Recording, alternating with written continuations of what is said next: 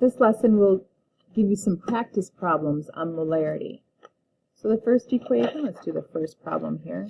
How many grams of potassium carbonate are needed to make 200 milliliters of a 2.5 molarity solution? So the first thing you need to do is take your 200 milliliters. We can set up a dimensional analysis for this. Just set one up like this.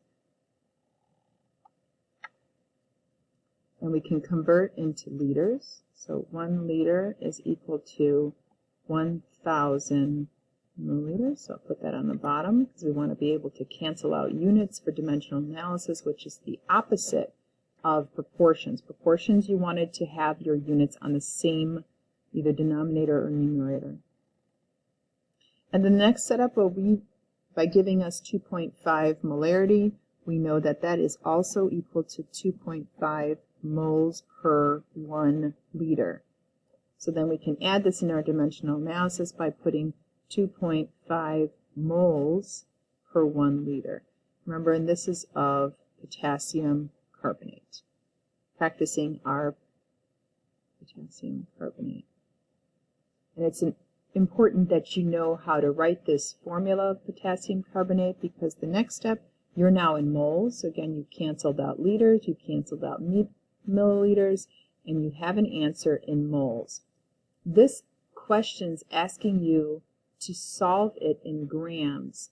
If it was asking you to solve in moles, we can stop right here, multiply everything on top, and then divide by the bottom value. However, because it's in grams, we need to go a step further and calculate your molar mass using your periodic table. We'll shorthand that as PT. So from the periodic table, I can take K2CO3, add all those values up, and I get 138.21, or around there, grams of K2CO3 per 1 mole of K2CO3. Okay, so let's make sure that I've set up this dimensional analysis correct prior to actually calculating.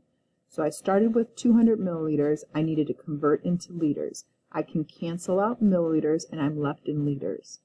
That's not the question, though. It's not just a conversion.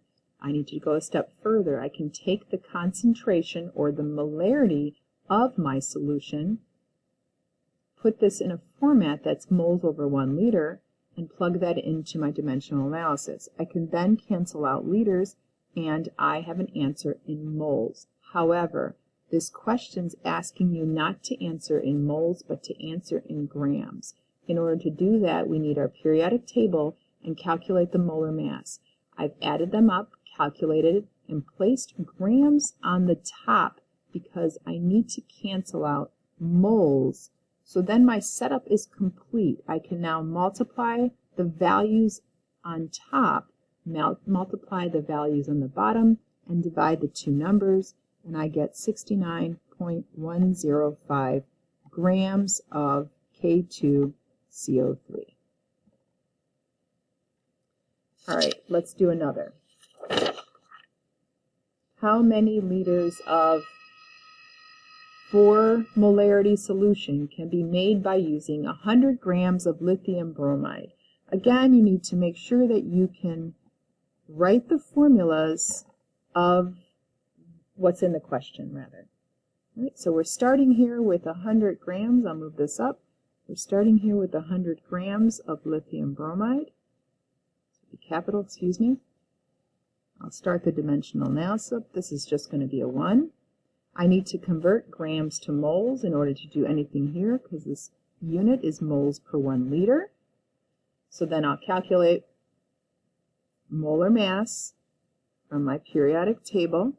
Again, review molar mass calculation video if you don't know how to do this. And I get 86.8 grams of lithium bromide. The reason I put this on the bottom, lithium bromide, excuse me, is because I need to be able to cancel out my unit. So now I am a mole of lithium bromide. This is an LIBR. But the answer is asking me how many liters. So then I can take the concentration or the molarity place 4 moles over 1 liter of lithium bromide, of course. The reason I put moles on the bottom is so that I can cancel the units out. I then am my answer is going to be in liters. So now I need to double check. I've canceled the grams, I've canceled the moles. I'm left in liters. The question's asking me to give me an answer in liters. I can multiply, and then do a division. And I get an answer of 0.288 liters of lithium bromide.